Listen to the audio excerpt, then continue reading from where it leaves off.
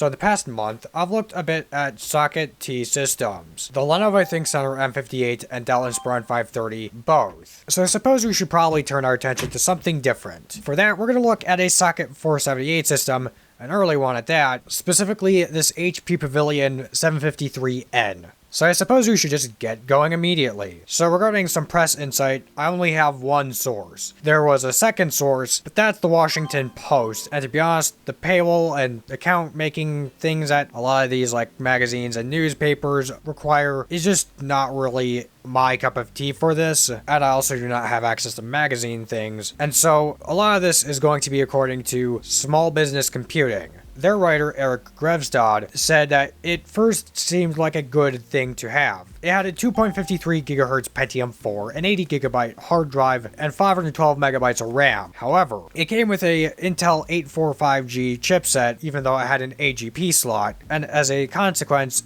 struggled a lot with gaming. Take Quake III, for example. The PC only got 45 frames per second on 640 by 480, and it only gets worse from there. Only 17 frames per second in 1024 by 768. And the benchmark score using 3D Mark 2001 SE Pro was 1,408. They also said there were an ungodly amount of online subscription offers. That's not to say everything was all doom and gloom, however. Grevstad did praise the device for its processor and memory specs, its software selection, keyboard, and front I/O. And this could be all yours for starting at $999. And that's when I found out that this article from Small Business Computing is a reprint from another site called HardwareCentral.com. So I suppose we should probably get into some more formal detail of this thing. So as you can see, the thing is in a bit of rough condition, as it is missing a door for the USB and FireWire ports on the front, as well as also the HP logo is missing.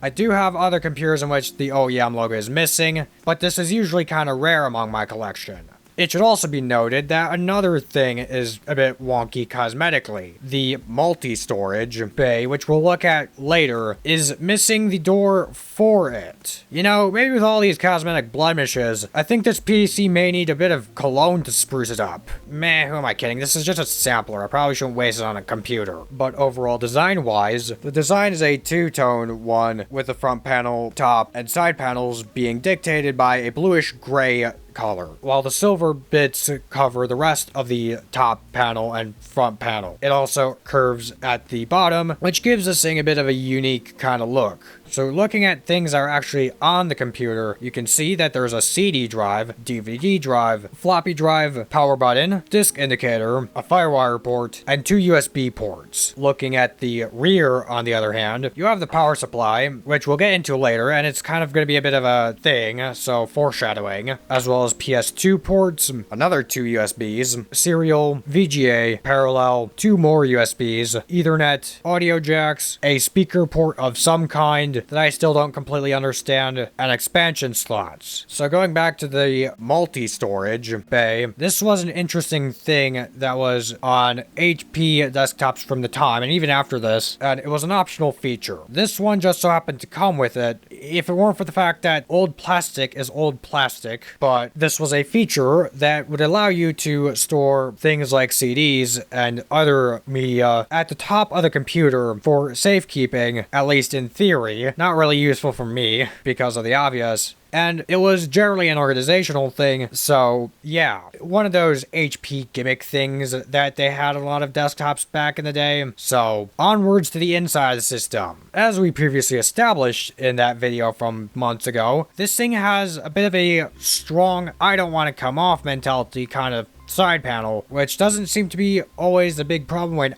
I get things myself, but as I mentioned, this thing had a previous owner, so inside there's a Delta power supply. This is good because Delta power supplies are practically the opposite of Bestech ones. To put it simply, they're quite reliable. There's also some sort of leak thing of some sort. There's a stain of some sort on the chassis floor, but I don't really care. And you can see that there are multiple things unplugged. That speaker port, as well as the front I/O. There's only 3 PCI slots, and seemingly nowhere to put an AGP card, 2 RAM slots, 2 cooling fans, 2 drive caddies, and a whole lot of ribbon cables and stuff. which make this thing a bit unpleasant to work with, as we may look at later. In terms of capacitors, most of them are fine, but there are a couple ones that are kind of bulging but not leaked. So not a end of the world situation, just kind of a meh, not the best situation. So I suppose we should probably go power this thing on now.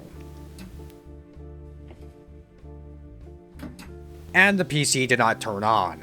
I tried multiple times and it wasn't powering on, so I tried to pinpoint the issue and figure out what was going on. Diagnosis quickly turned into an autopsy of sorts, because the first thing that I tried was just unplugging it and plugging it back in without the side panel on. Didn't work. And this is when I saw that the keyboard I was using, since I wanted to test a keyboard and mouse that I recently acquired, both for this video and for a larger video out in this video, and the keyboard that I had selected was showing some lights. This keyboard also had a power button on it, being a Sony Vaio keyboard, and I hit the power button thing on that, the PC still did not turn on.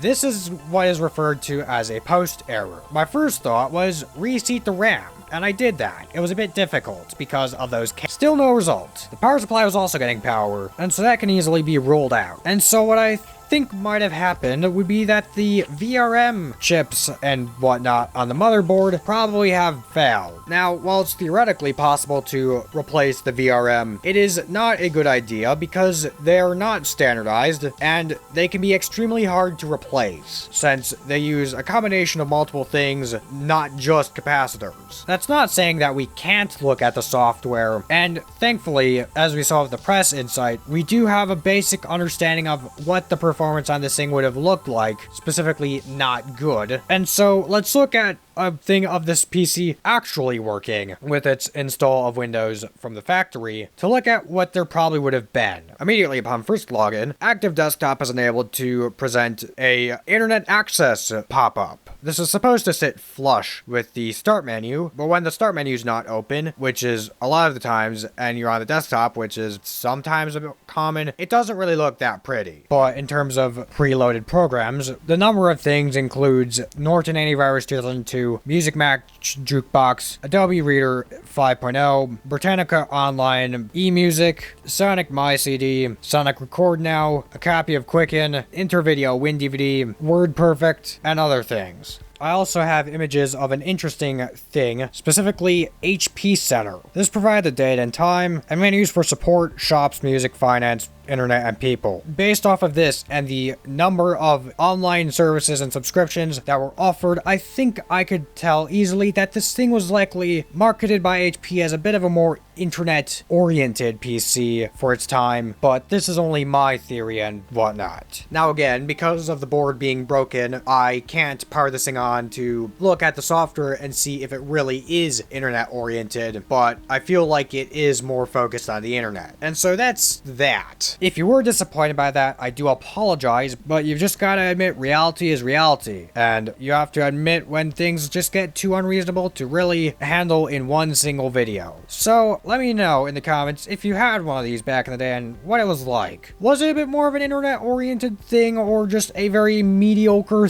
computer? I would like to get your thoughts because, as I mentioned, and as you could clearly see, mine broke and is dead. So feel free to let me know in the comments and let me know if there's something I could do to improve my content or if there's some other computer that I should look at. I'll try to provide some detail on what computers I have on my website in the future when I get the opportunity, but overall, that's basically about it. So have a nice day.